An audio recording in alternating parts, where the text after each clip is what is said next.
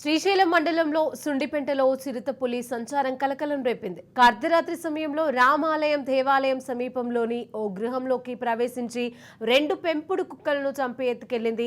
రాత్రి 10 దాటిన తర్వాత చిరుత ఇంటి ఆవరణలోకి ప్రవేశించి ఒక కుక్కను అక్కడే చంపివేసి మరొక కుక్కను నోటకర్చి తీసుకువెళ్తున్న దృశ్యాలను సీసీ కెమెరాలు గుర్తించారు. ఇక స్థానికులు వెంటనే అటవీశాఖ అధికారులకు సమాచారం అందించారు. ఇక చిరుత సంచారంతో స్థానిక ప్రజలు తీవ్ర భయాందోళనకు గురవుతున్నారు. రాత్రి సమయాలలో బయటకు వెళ్లేటప్పుడు అప్రమత్తంగా ఉండాలని అటవీశాఖ అధికారులు హెచ్చరించారు.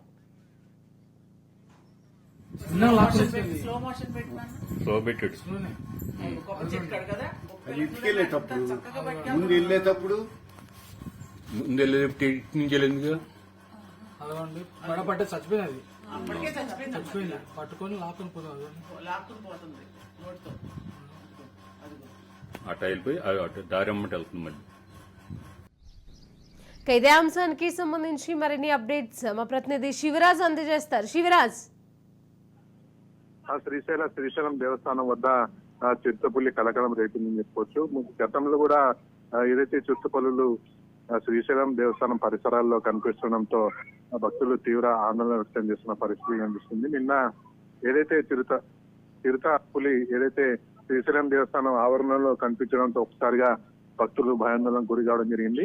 ఏదైతే చిరుతపులి ఒక కుక్కను చంపుకుంది ఏదైతే అక్కడ కనిపించడంతో అందరూ భయభ్రాంతులకు గురి కావడం జరిగింది. ముఖ్యంగా అటవీ శాఖ అధికారులు ఒకటే చెప్తున్నారు, ఏదైతే శ్రీశైలం అడవి చుట్టుపక్కల ఏదైతే చిరుతపులులు కావచ్చు పులులు కావచ్చు తిరుగుతూ ఉంటాయి. భక్తులు ఏదైతే కొంత జాగ్రత్తలు పాటించాల్సిన అవసరం ఉందని చెప్పి చెప్పడం జరుగుతుంది. ముఖ్యంగా నిన్న అర్ధరాత్రి దాటిన తర్వాత చిరుతపులి ఏదైతే దేవస్థానం ఆవరణలో ఉన్న ఒక ఇంటి వద్ద కనిపించడంతో ఇక్కడ స్థానికులు కావచ్చు ఇటు భక్తులు భయాందోళనకు గురి అవుతున్నారు. ముఖ్యంగా దేవస్థానం అధికారులు కూడా ఎప్పటికప్పుడు హెచ్చరికలు జారీ చేస్తున్నారు.